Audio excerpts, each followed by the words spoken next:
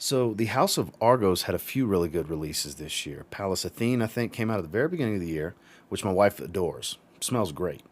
Danye, the highlight of the house this year, but Adonis Awakens takes the cake.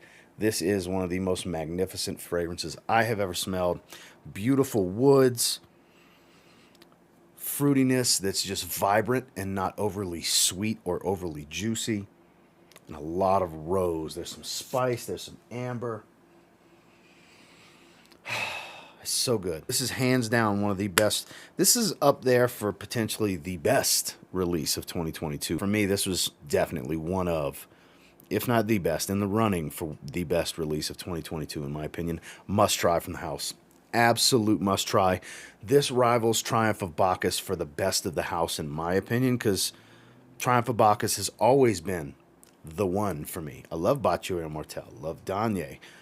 There's a bunch of great stuff from the house, but, and I know some, their best is Brevito della Caccia. I get that. It's very herbal and leathery.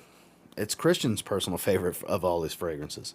But this one is just something magnificent and regal about this fragrance. It smells of class, of luxury. It smells expensive. Performance is outrageous. It's kind of engulfing the airspace around me since I made that spray.